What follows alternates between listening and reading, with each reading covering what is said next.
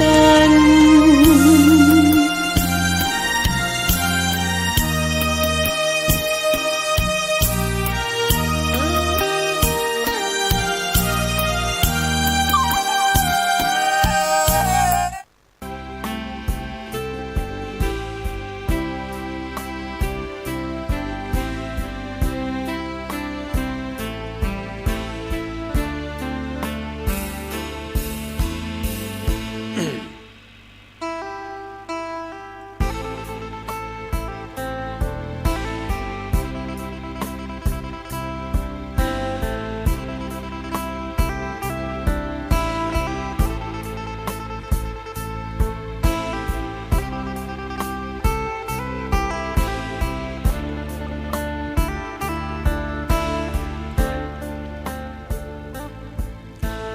ขอยกมือ10 นิ้วกราบนบนอบน้อมอย่างพระตรีรัตนแก้วเจ้าตั้ง3 ประการอันมีพระพุทธพระธรรมพระสงฆ์อันเป็นสรณะที่เปิ่งที่เคารพนับถืออันสูงสุดในชีวิตขอกราบคารวะแทบไตรไวยสาปารมีธรรมพระมหาเถรานุเถระเจ้าคณะพระสังฆาธิการภิกขุสงฆ์องค์เนนจุตนจุองค์โดยความเคารพเจริญสุขเจริญปอนญาติโยมศรัทธาสาธุชนพุทธบริษัทตินจองห้องวัดจุหนุ่มเท่าใจยิงขอน้อมต้อนรับทุกท่านเข้าสู่รายการมรดกธรรมกำเมืองและสารธรรมกำเมืองทางสถานีวิทยุกระจายเสียงพระพุทธศาสนาแห่งชาติและสังคมคลื่นเพื่อการศึกษาพระพุทธศาสนาและวัฒนธรรมคลื่นพระพุทธศาสนาและจริยธรรมส่งสัญญาณกระจายเสียงต่างสถานีวิทยุวัดไฟหินตำบลสุเทพอำเภอเมืองจังหวัดเชียงใหม่ในความเมตตาอุปถัมภ์ของท่านอาจารย์พระครูสมุวิสุวัฒน์วรกิจโจท่านเจ้าอาวาสวัดไฟหินผู้อำนวยการสถานีและผู้ควบคุมเทคนิคของสถานีวิทยุวัดไฟหินส่งสัญญาณออกอากาศทางคลื่นความถี่ FM 104.50 เมกะเฮิรตซ์สถานีวิทยุคลื่นพระพุทธศาสนาและจริยธรรมในความอุปถัมภ์ของมูลนิธิพระบรมธาตุเจ้าดอยสุเทพในเมตตาพระครูวรลบนามวงพรหมท่านผู้อำนวยการสถานีท่านเจ้าพระมหาประสิทธิ์ผู้ควบคุมเทคนิคการกระจายเสียงส่งสัญญาณออกอากาศในระบบคลื่นความถี่ FM 96.0 เมกะเฮิรตซ์พร้อมกันนี้ก็ขอยกมือ10 นิ้วกราบถวายการต้อนรับและเจริญปอนต้อนรับครูบาอาจารย์ พระเถรานุเถระภิกขุสงฆ์องค์เนนตลอดจนปออกแม่ออกศรัทธานาบุญพุทธศาสนิกชน FC แฟนรายการทุกรูปทุกท่านที่ได้เข้ามาติดตามรับชมรับฟังทั้งภาพและเสียงการไลฟ์สดเผยแพร่ธรรมะต่างเฟซบุ๊กไลฟ์ของวัดวังสิงห์คำเฟซบุ๊กไลฟ์ของธรรมะภาคเหนือเฟซบุ๊กไลฟ์ของธรรมะคลายเครียดเฟซบุ๊กไลฟ์ของทีวีวัดไฟหินเฟซบุ๊กไลฟ์ของท่านพระครูสมุวิสุวัฒน์วรกิจโจเฟซบุ๊กไลฟ์ของครูบาอาจารย์ท่านเจ้า FC พอออกไม่ออกศรัทธาแฟนรายการตีได้เข้ามาแล้วได้กดแชร์ร่วมกันเผยแพร่เสียงธรรมนี้ไปยังกลุ่มของเพื่อนๆของทุกรูปทุกท่านรายการนี้ดำเนินโดยกล่าวกับผมอาตมภาพพระครูวิสิทธิ์ศิลาพรรองเจ้าคณะอำเภอเมืองเชียงใหม่เจ้าอาวาสวัดวังสิงห์คำตำบลประแดดอำเภอเมืองจังหวัดเชียงใหม่เป็นผู้ดำเนินรายการ นำรายการมาพบปะพระครูบาอาจารย์ญาติโยมศรัทธาตั้งแต่เวลานี้เป็นต้นไปวันนี้ค อากาศก็ยังเย็นๆสบายยามบ่ายๆก็หมอกอุ่นๆเนาะยามค่ำก็จะเริ่มเย็นลงนี่คือหน้าหนาวของตังภาคเหนือแต่เราจนหน้าหนาวของทั่วประเทศเฮาแต่ว่าบางพื้นที่ก็หนาวเหน็บบางพื้นที่ก็ปานกลางบางพื้นที่ก็หมอกมหาบดีเนาะแล้วแต่สภาพภูมิประเทศถ้าอยู่ในป่าคอนกรีตก็หมอกอุ่นถ้าอยู่ตามเชิงเขาเหล่าดอยก็จะเย็นหน่อยในช่วงนี้เป็นช่วงของไฮไลท์การท่องเที่ยวการแอวเนาะรู้สึกว่ายานพาหนะรถราง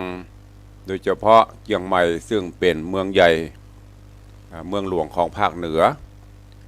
ก็จะมีญาติโยมศรัทธานักท่องเที่ยวทั้งเจ้าไทยเจ้าต่างประเทศเพิ่นจะมาสัมผัสบรรยากาศความหนาวก็ช่วงนี้รถจะติดนะยิ่งวันนี้เป็นวันหยุดเนาะเพิ่นก็จะพากันไปเอี่ยวตามสถานที่ต่างๆแม้กระทั่งนักท่องเที่ยวเพิ่นขึ้นมาเพราะนั้นการเดินต่างเนอะก็แปลงใจเย็นๆมันบ่ใช่ติดเฮาคนเดียวเนาะเปิ้นก็ติดเฮาก็ติดก็ก้อยๆแปลงใจหากันตามสี่แยกกาตามนั่นกาก็พยายามจะได้มันก็ถึงจะไปใจฮ้อนตั้งแต่เจ้านี่ออกไปรถก็จะติดละยิ่งถ้าเป็นวันธรรมดาโรงเรียนเปิดแหมก็ซ้ำจะหนักขึ้นนั่นก็ด้วยความเป็นห่วงเนอะขอคุณพระรัตนตรัยปกห่มทุกท่านแอวฮือม่วนยินดีต้อนรับ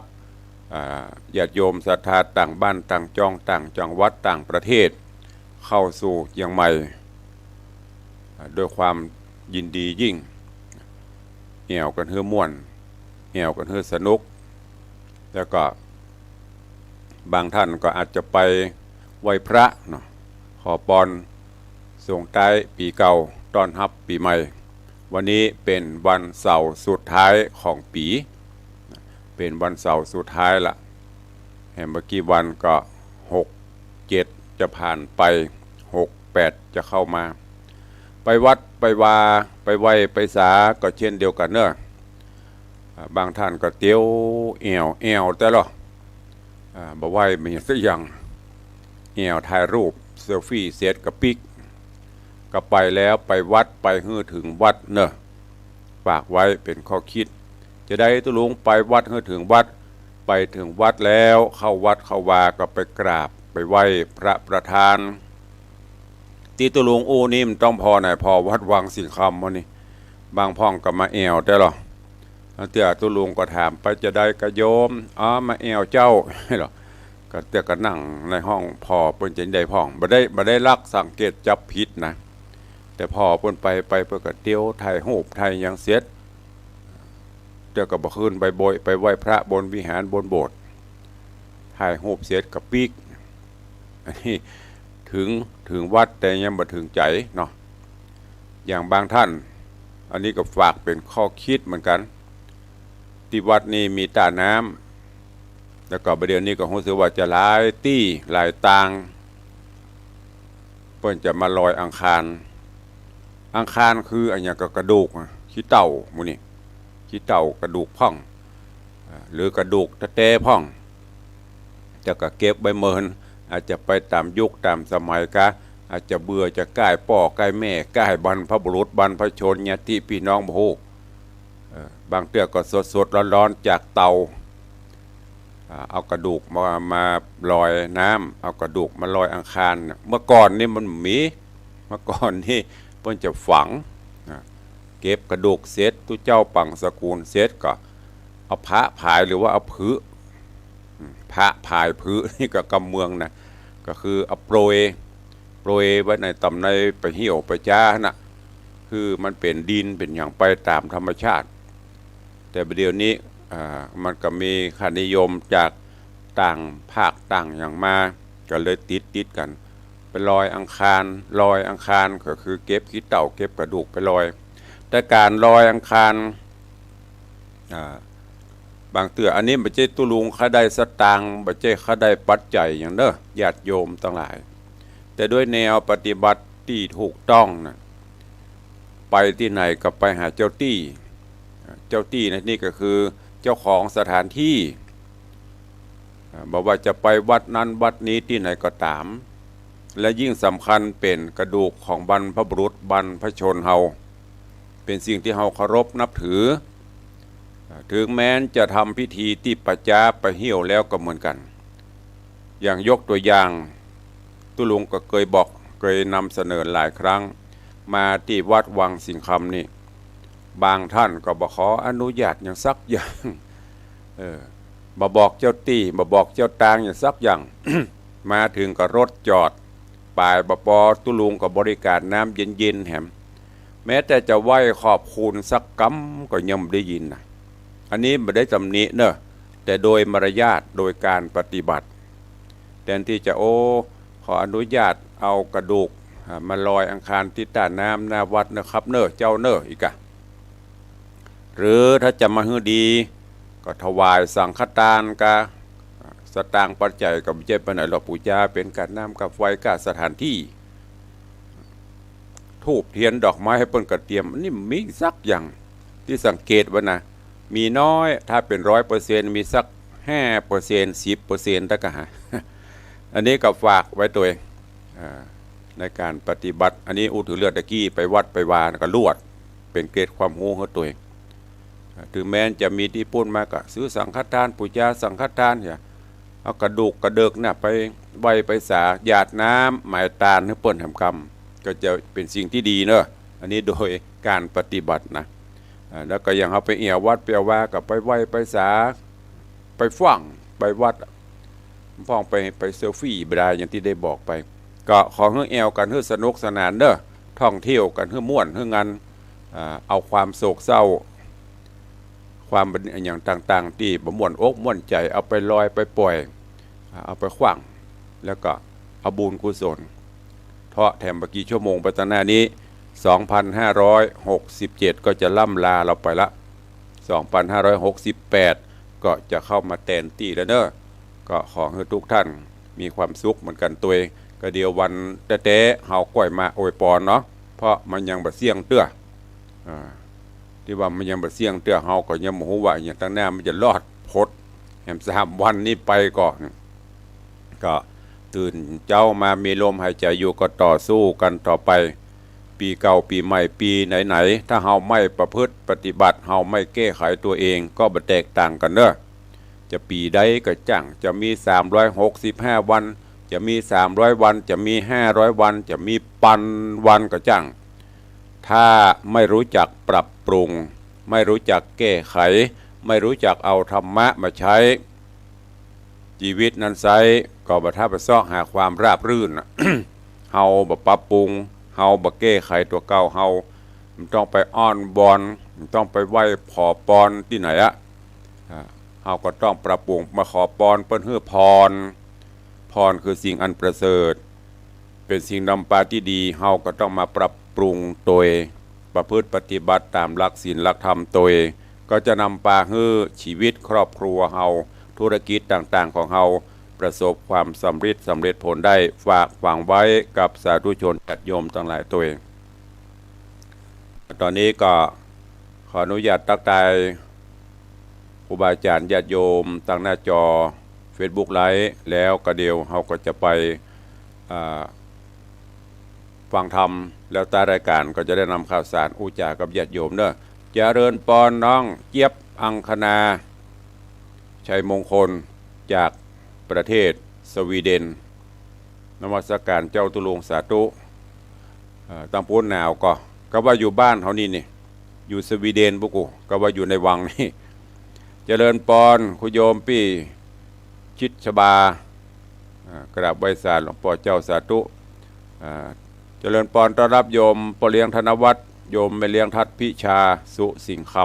ำเจริญปอนโยมพินันล่าพินันจรันปิยาจันอาสลมโดยซิวเนอร์เจริญปอนโยมแม่อุ้ยน้องแฮกเกอร์กราบไหว้ศาลเจ้าสาธุเจริญปอนโยมตู่โยมสุรัตน์เสาคำ กราบใบสาครับผมสาธุเจริญปอนนางสาวเหรียญทองจันทีกราบใบสาเจ้าสาธุ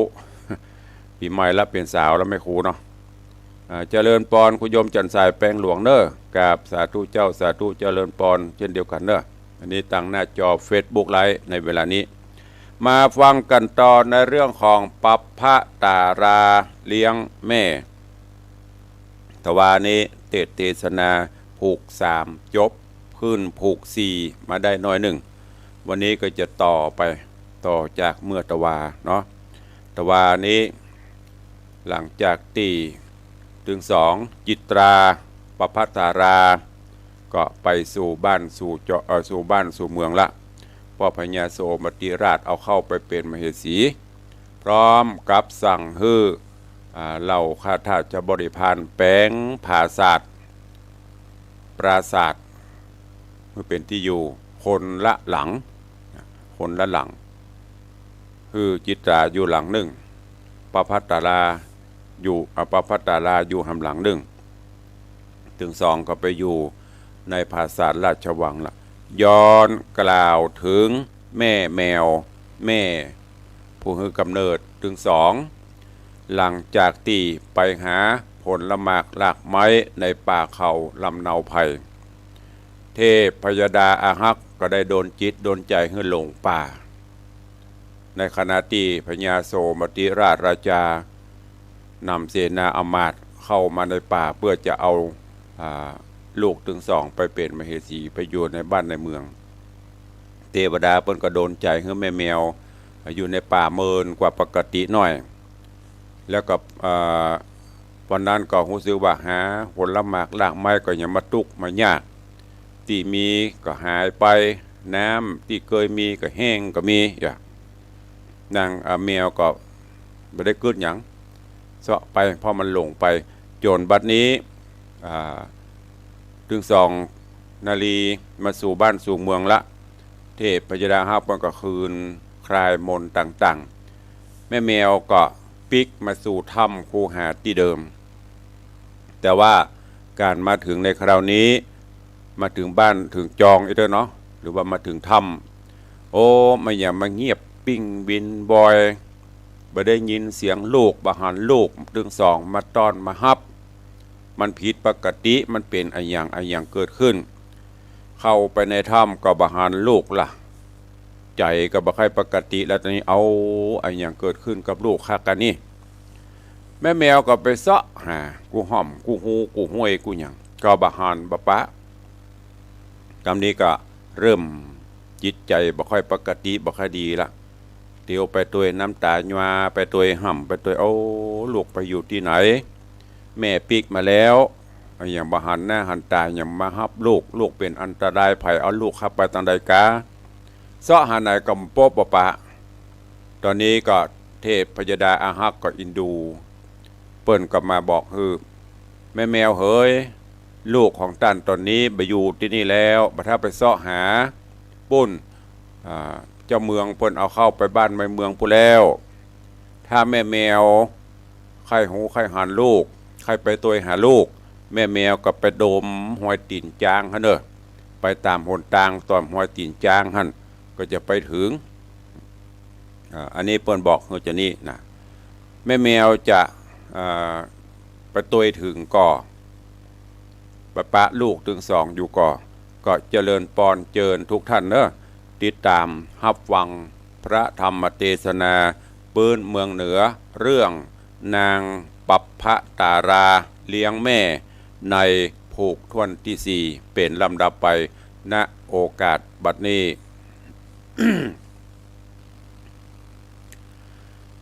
นะโม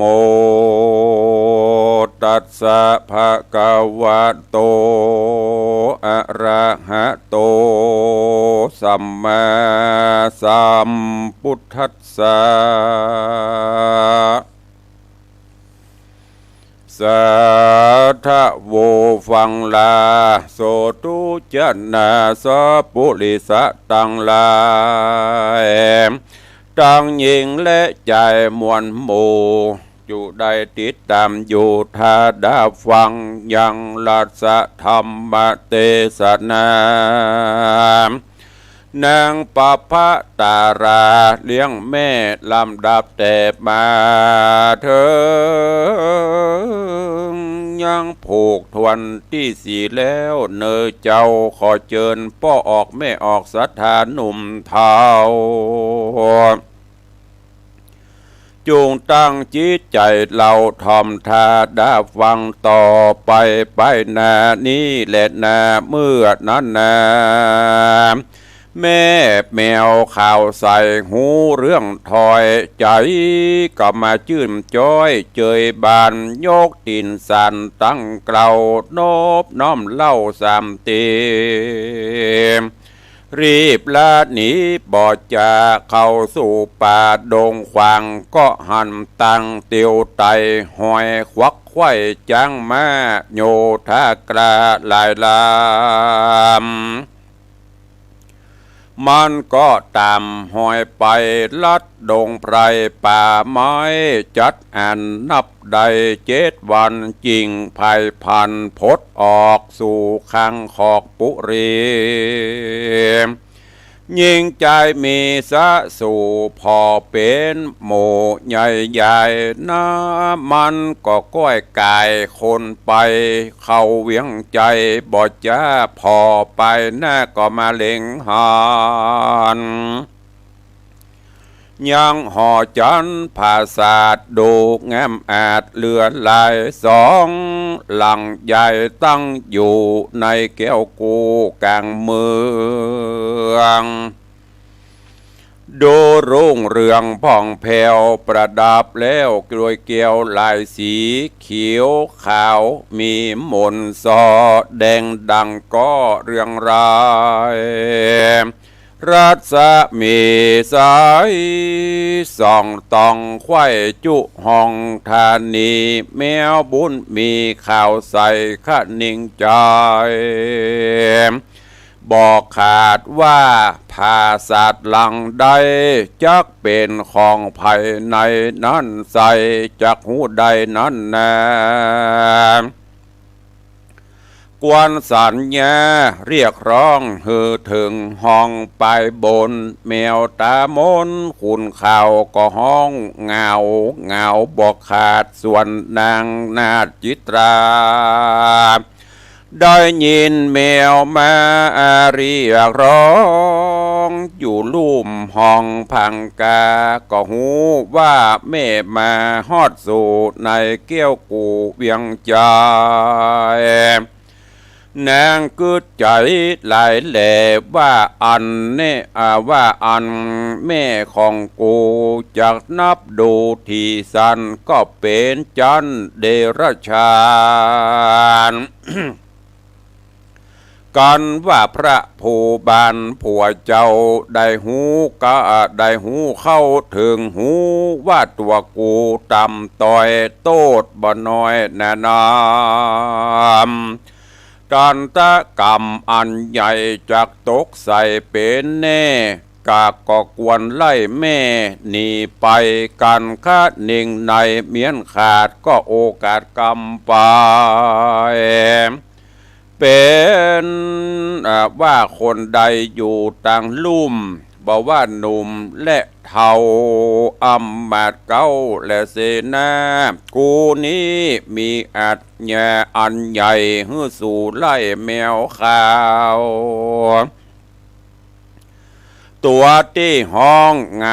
งาอยู่ล่างเอาไม้ขว้างบุบตีฮื้อมันนี้เสียไกลสู่จุงใบอย่าจะหรือจักขามันฮื้อตายคนตั้งหลายม้วนหมู่อันมีอยู่ปืนภาษาตั้งกลัวราชอัดแย่ก็เอาใบหินบะผามาขว้างใส่เอาไม้ไล่บุบตีแมวเล่นนี่บอดจาน้ำตาอาบนาลามไหลมันกือใจขะคอยบรรลูกน้อยสายตา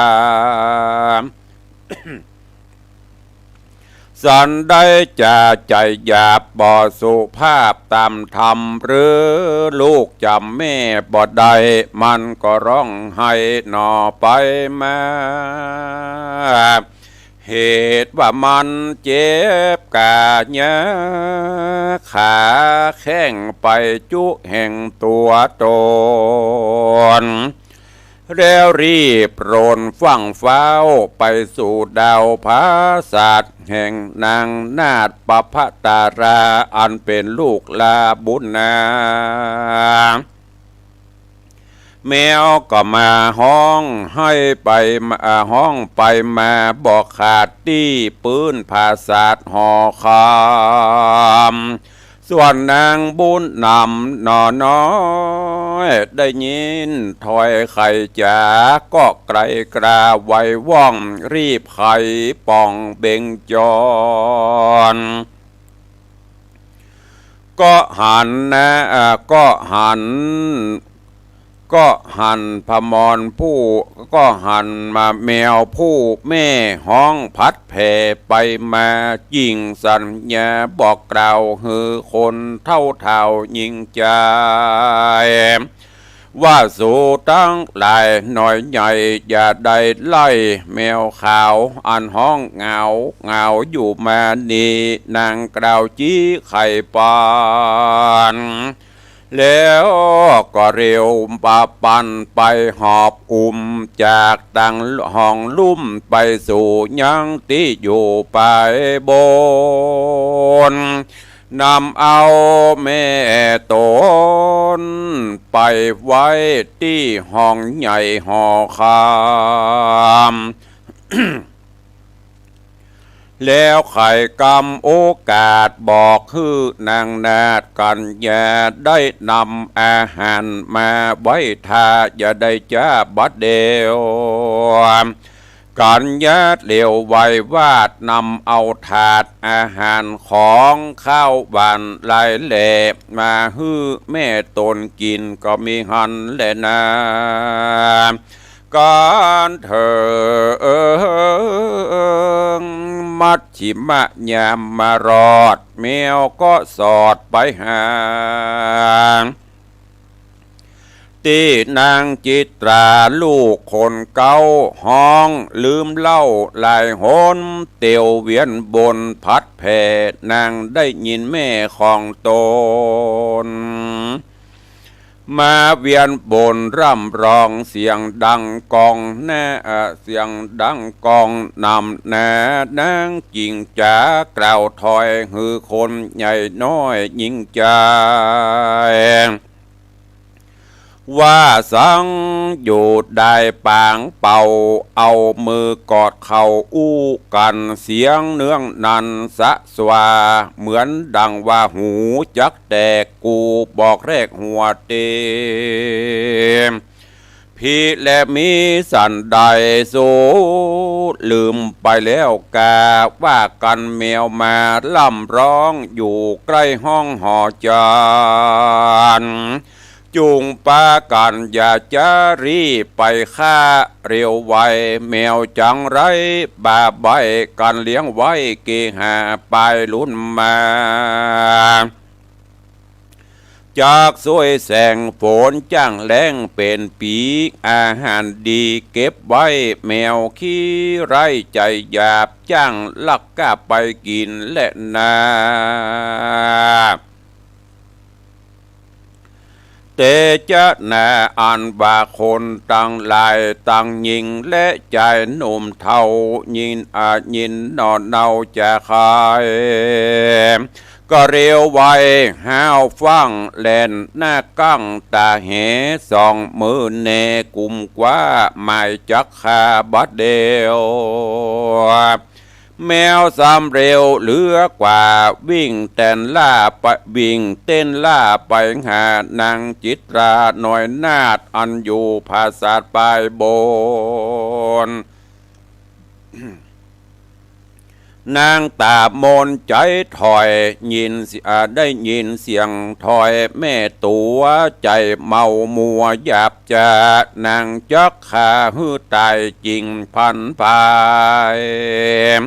เกิดแน่บ่เนอเอิญจะนำนาดนางก็มาเปียเอาขาเลี้ยวไว้ เอาแม่แมวขว้างไปจากห้องโต๊กจากป่องเบ่งจอนเฮือเมื่อมอนมวยแมงลงสู่ตังล่างปัทวีแมวบุญมีแม่ไทยกันลูกในใส่กำขว้างสู่ลงล่างปื้นดินนางก็บ่ยินเจ็บไม่เหตุนางใดเกยเล่นวิทวิ่งเต้นตามป่าออกสัตว์ละดงพายแมวคนใส่หนอดเนาหูว่าลูกเต่าโบตานางจิตราหน้าไทยนางเป็นผู้มีใจบาปใบทารุณนางบ่หูกุลและโตดมักคิ้วโคดโกธานางบ่หูกุลปิตามันดาป้อแม่อันเลี้ยงแต่น้อยมานางเละลำจาก่าวถอยน้ำตาย้อยลำไหลแล้วก็รีบเร็วไวย้ายบาทสู่ผาสัตว์นางปภตาราก็มีแลนะ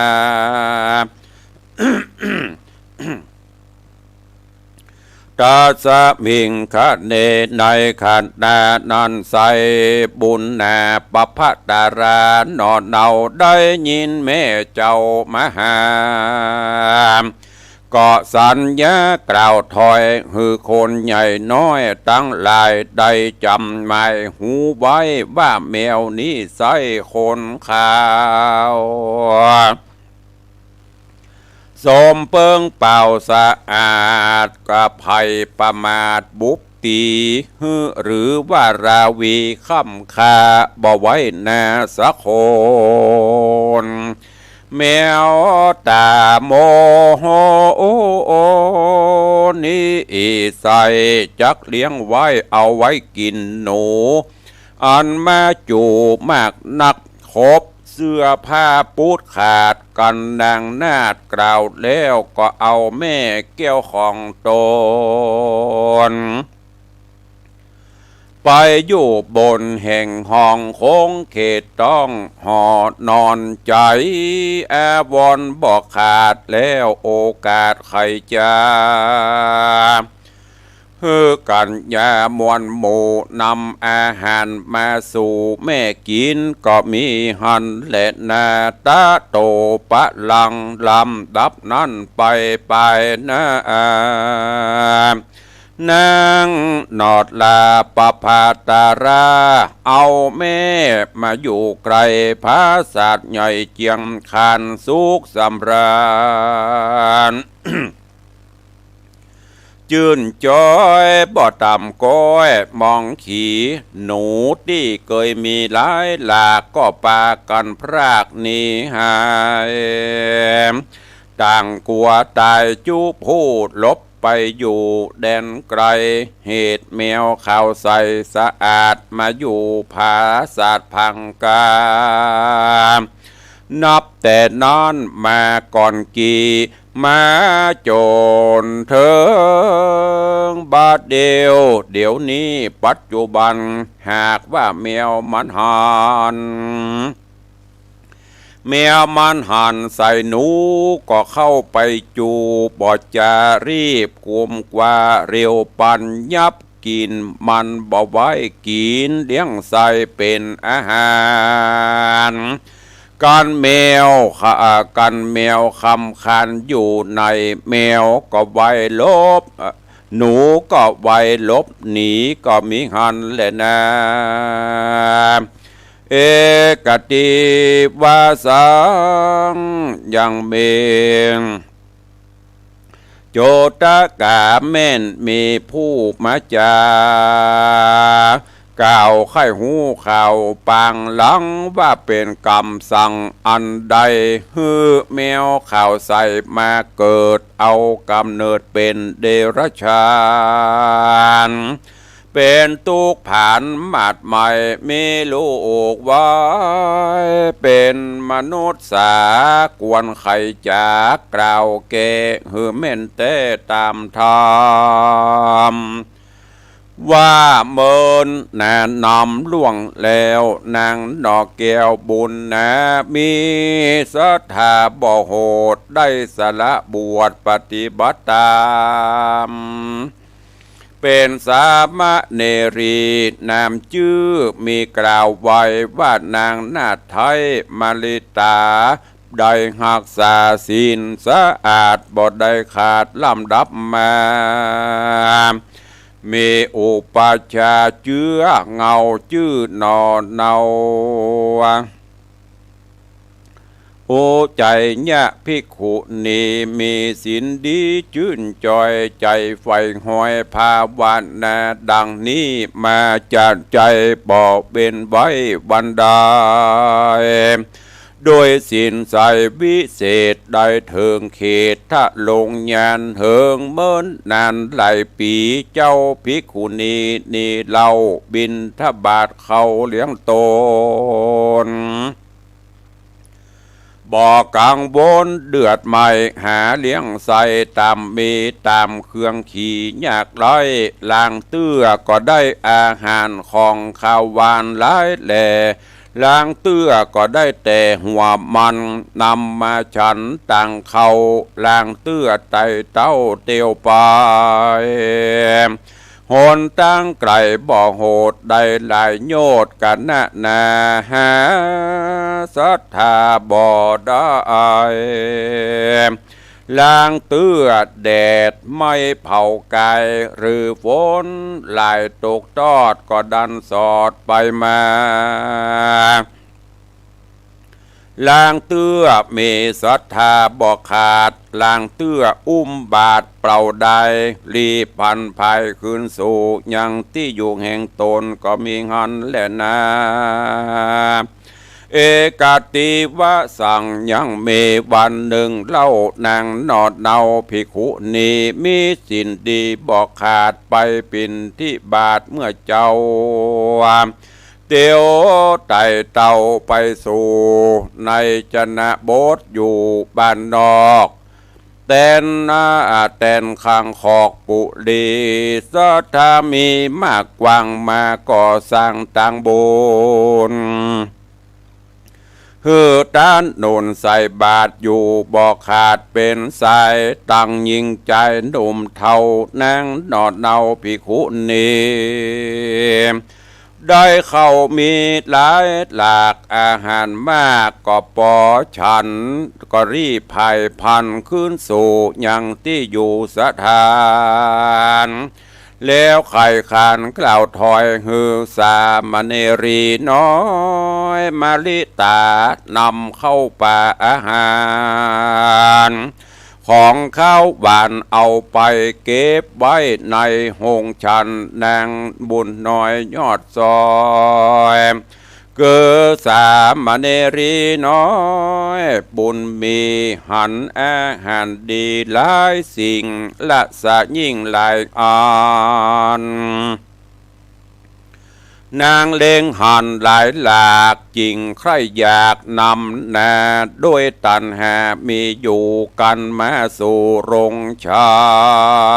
นนางบ่หันยิ่งใจคนตั้งหลายมวลหมู่เข้ามาสู่สถานจริงเอาอาหารรสดีของล้ำมีมากฟื้นด้วยใจชื่นโดยใจยินรื่นชื่นโส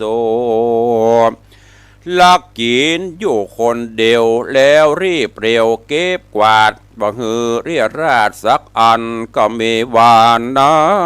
นและนาเนติตังขีญาสังวันนาวิเศษจาห้องเหตุธรรมเทศนานางปัพพตาราเลี้ยงแม่ผูกที่สี่ก็บังกมสมเร็จเดช นางปัพพตาราเลี้ยงแม่ผ ผูกวันที่สี่ลำดับลำดามาถึงที่ก็ขอโปร่งวางไว้เดี๋ยววันต่อไปก็ติดตามฟังกันในผูกต่อไปในตอนต่อไปเรื่องราวในตอนนี้แม่แมวหลังจากที่เทพยดาอาหักลูกเทวดาเจ้าป่าเจ้าเขาได้บอกว่าลูกนางทั้งสองเปิ้นเอาไปในหัวในหัวในเวียงปุระเนอร์คือนางเตียวไปโดยโดมตามห้อยตีนจ้างตีนมาไปเตอะไปตัวหานางก็จะได้ปบได้ปะแม่แมวก็ปฏิบัติตามดีใจหรอสวะทำทันทีฝั่งตัวไปตามห้อยตีนจ้างตีนมาจนพดไปถึงถนนหนตังไปปะคนหลวงคนหลายเตียวควักไข่ไปมาแม่แมวก็ลบหลีกไปประดมห้อยตีนจ้างที่เข้าสู่วังนะ ไปจนถึงหน้าปราสาทไปถึงหน้าวังล่ะโอ้หันปราสาทสองหลังตั้งเด่นตระงานก็นึกในใจว่าถ้าจะอัญญากาเนี่ยในหัวในวังเพื่อนถ้าจะเอาลูกเข้ามาไว้ที่นี่กะสัญชาตญาณของแมวก็ดมไปจนถึงปื้นปราสาทของหลังแรกไปเจอก็คือของจิตราปีเกาก็ไปห้องว้าวว้าวว้าวนะความเป็นแม่เป็นลูกเคยได้ยินได้ถึงวันจนชินหูจิตราอยู่บนปราสาทได้ยินเสียงแมวห้องหูได้ทันทีว่าโอ้นี่เสียงแม่เขานี่ญาติโยมต่างหลายแทนที่นางจะดีใจนางกึดไปแหมแนวหนึ่งว่าเอาแม่เฮามาจะนี้ซ้ำแม่เฮามันจะเป็นคนซ้ำไปแจ้เหมือนเปิ้นแม่เป็นจัดอยู่เป็นสัตว์เดรัจฉานถ้าหากพ่อพญาหูว่าเฮาเนี่ยมีแม่เป็นเดรัจฉานมีแม่เป็นแมวซ้ำจะโดนโตดตาหรือถ้าเป็นกรรมเฮาคืดลูกมีแม่เป็นแมวลูกเป็นคนเนี่ยกึดได้จะอั้นก็สั่งการลงมาไผอยู่ปืนปราสาทนี้ช่วยกันไล่แมวตัวนั้นกำเนิดที่มันห้องอยู่ว้าวว้าวขนาดไล่ออกไปบุบตีได้ก็เงี้ยไปเตอะหรือจะล่วงสุดก็เอาไปฆ่าเหตุเตอะเสนาอมาตย์ที่อยู่ตังหันตังลุ่มปราสาทได้ยินอาจญาสั่งกลัวหรอเพราะเป็นถ้าเป็นอันนี้บ้านเฮาเดี๋ยวพระราชอาญาถ้าหากแบบเนี้ยก็จะโดนกรรมนั้นกันล่ะมีอันอย่างกรรมใบหินได้ก็เอาใบหินกำไม้อันอย่างใกล้มือก็ใส่ขวังเขาไปไล่แมวบาฮาบดีนี่มันจะโดนนะสัญชาตญาณมันวิดวิ่งมันโวย ลองพออย่างที่ปนวานน่ะจะไปไหนจ้าอย่างไปจักแมวออกศาสตร์ใครที่มีแมวลองสังเกตดึงตั้งหลังมันจะยึดมันจะเด่นดันหน้าอกมันลง ถ้าเขาจักหน้าอกมันก็โก่งขึ้นเนี่ยอันเนี้ยแมวลองสังเกตพอเถอะเขาจะจักมันออกมันเพราะถ้ามันเอามือเอาเล็บมันเหย่าศาสตร์ไปจักแมวออกศาสตร์ได้ยินมันก็วิดวิ่งไปตามประสาทกระทุกพ่องบรรทุกพ่องหูได้ทันทีว่าโอ้อันนี้ลูกเขานี่ใจมันจะเป็นจะดีกึดก็ว่าโอ้อย่างพอบ่กึดแม่ได้เลี้ยงถึงแม้จะเป็นเดรัจฉานแม่ก็ฮักซอหัวหมากหลากไม้มาให้กิน ถึงเวลานี้ลูกอย่ามาได้อยู่ดีสบายลูกอย่ามาลืมแม่ก็ได้ก็ยังลองพร้อมลองไปไปอยู่กับลูกคนล่าถ้าได้ก็เอาไปห้องไปหาปราสาททำหลังหนึ่งปีปปัตตาราอยู่ไปดึงก็ไปห้องยะว้าวว้าวว้าวนะโอ้ปปัตตาราได้ยินจื้นอกเย็นใจดีใจพอออกไม่ออกตั้งหลายโอ้อันนี้เสียงแม่แมวเฮานี่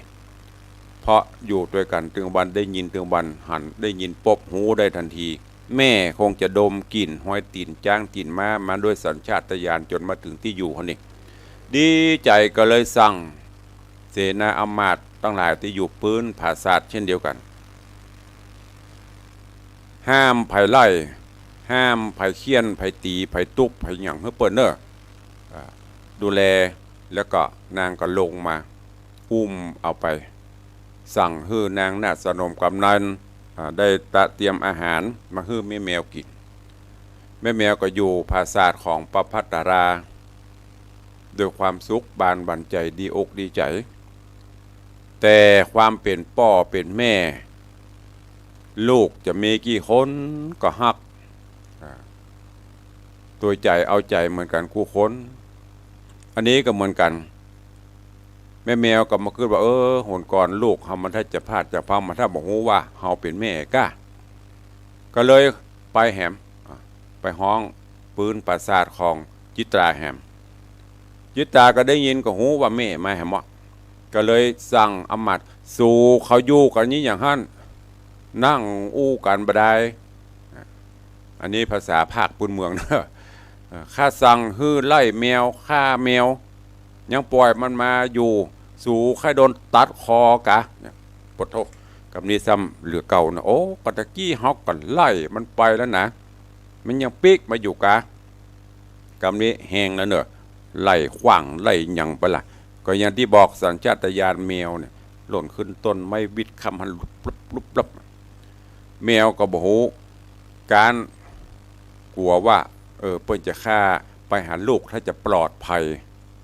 ฝั่งวิดขึ้นไปวิดเข้าป่องก็คือหน้าต่างนะภาคภาษาไท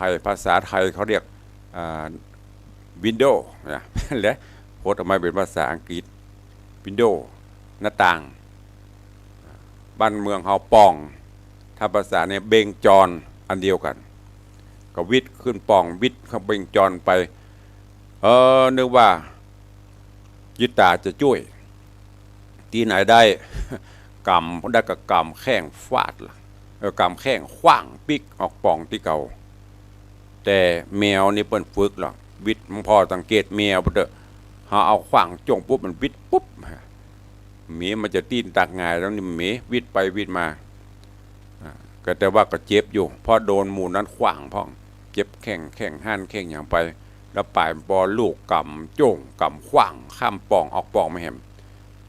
ก็ปิกไปอยู่ไปหาปราสาทของประภัตตรากำนี้โอ้ประภัตตราก็นี่ย้ายแม่มาอยู่จะอีพี่อย่ามาใจดำคำเขียดจะอีพอมันนึกถึงบุญถึงคุณเรื่องราวจะเป็นจะได้ก้อยติดตามฟังไปเนอะ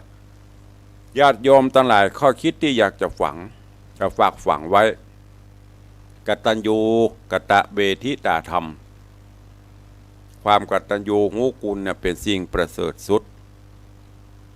ยี่ห้อของคนเฮาเครื่องหมายคนดีเฮาที่สุดก็คือความกตัญญู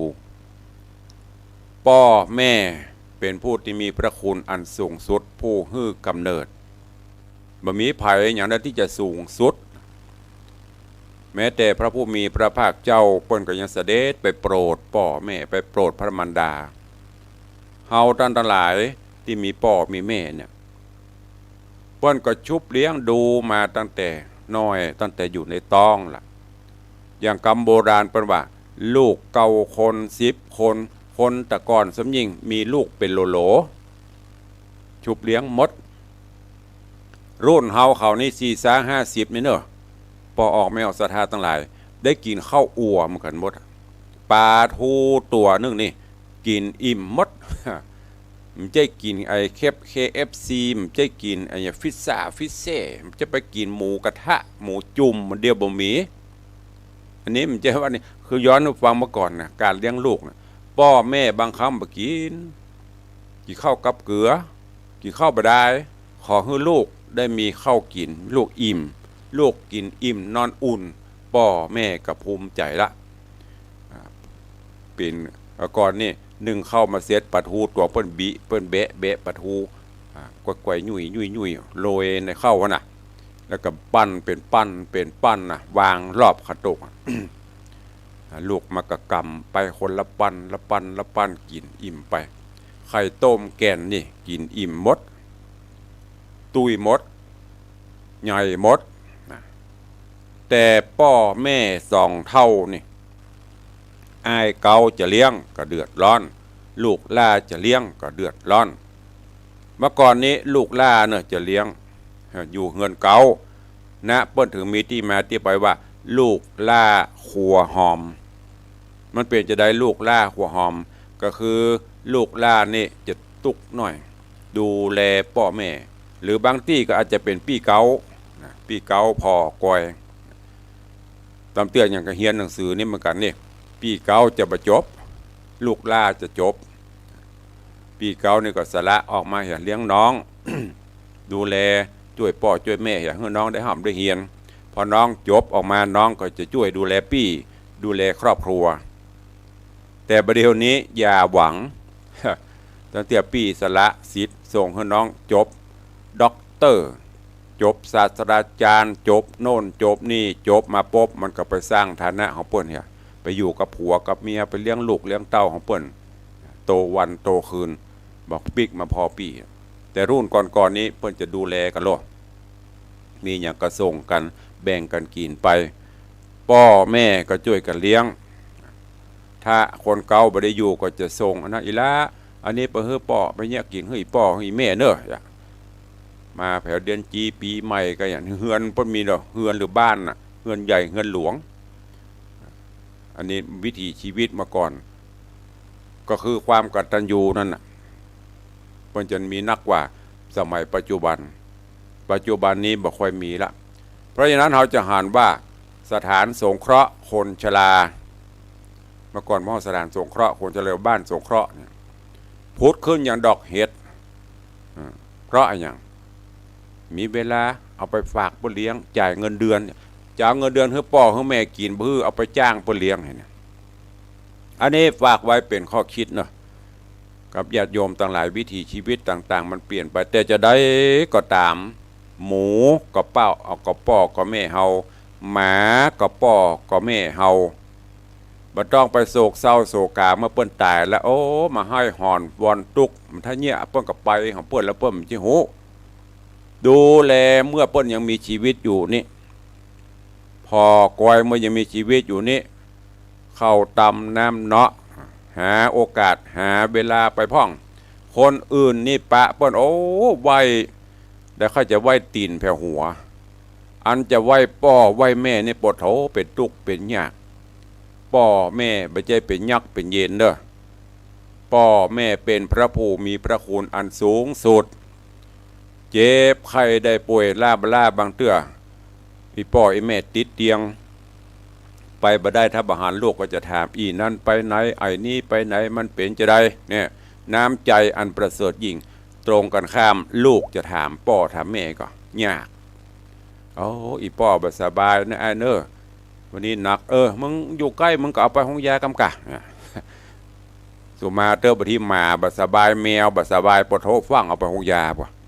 เสี่ยงกรรม4-5 ปันไม่เดือดร้อนเนี่ยอย่างมันเกิดต้องหมาเกิดต้องแมวออกมาเนี่ยฝากไว้เป็นข้อคิดกับทุกท่านเนอะโดยเวลาจำกัดเหลือเวลาแถมน้อยเดียวจะหมดแล้วก็ก่อนจะหมดเวลาขออนุญาตอนุโมทนาข่าวสาร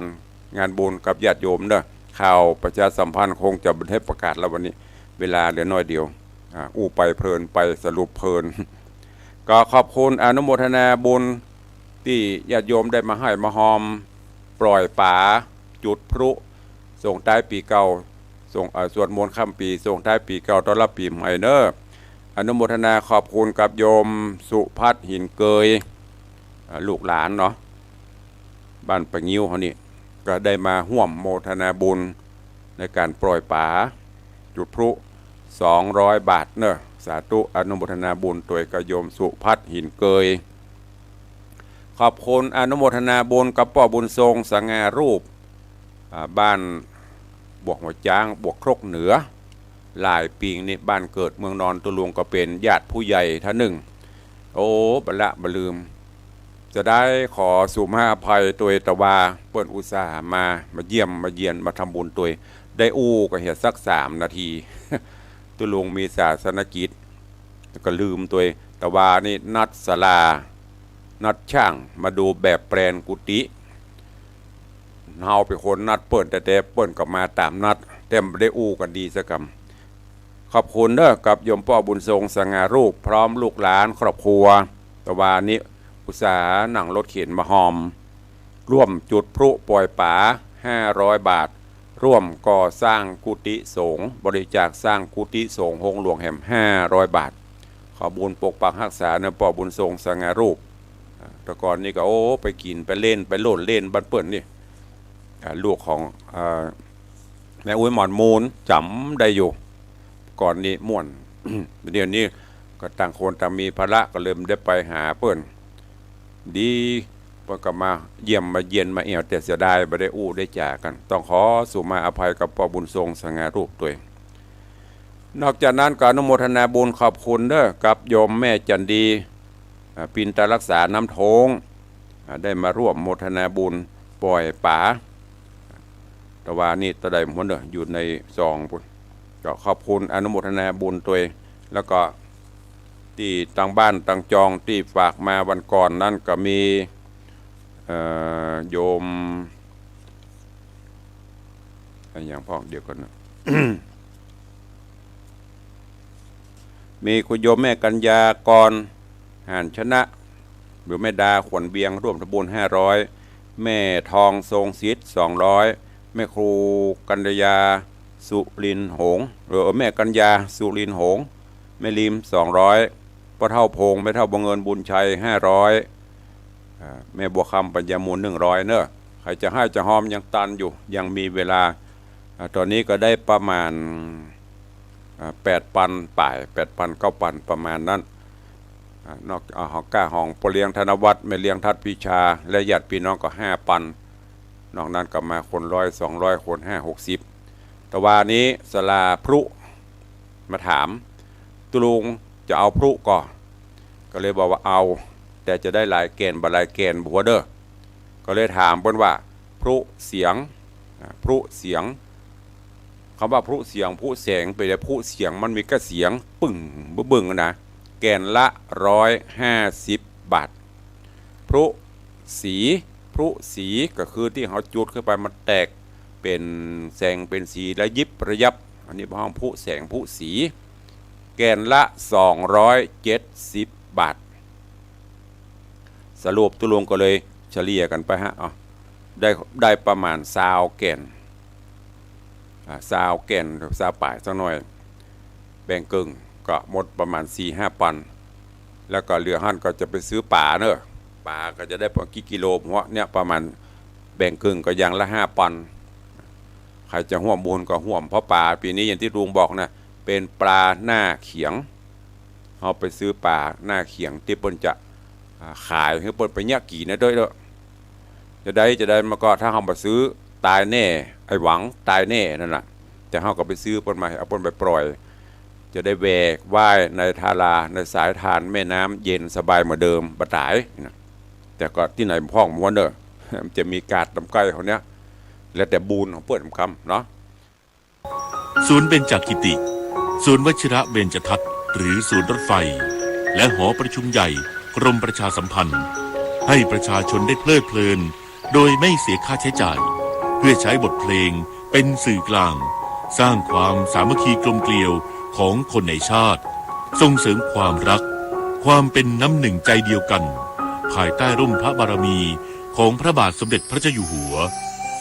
โดยวงดนตรีกรมประชาสัมพันธ์ได้อัญเชิญบทเพลงพระราชนิพนธ์นำบทเพลงเฉลิมพระเกียรติและบทเพลงอันทรงคุณค่าจากวงดนตรีกรมประชาสัมพันธ์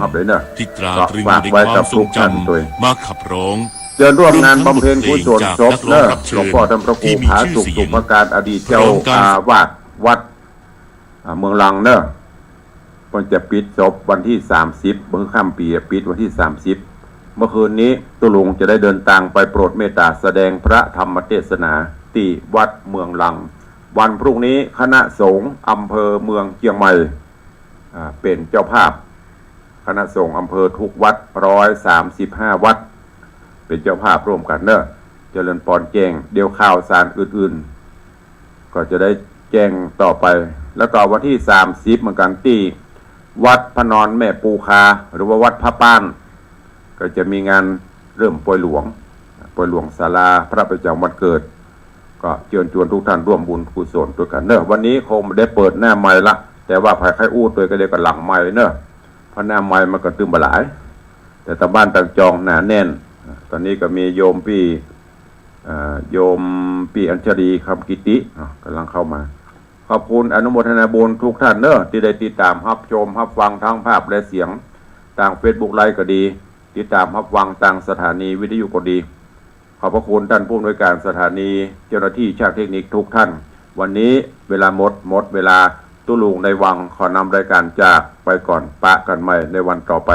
อยู่ดีมีสุขเหมือนกันจุตนจุองค์จุผู้จุคนเนอยัตตาโรธรรมาวัฏันติอายุวันโนสุขังพลัง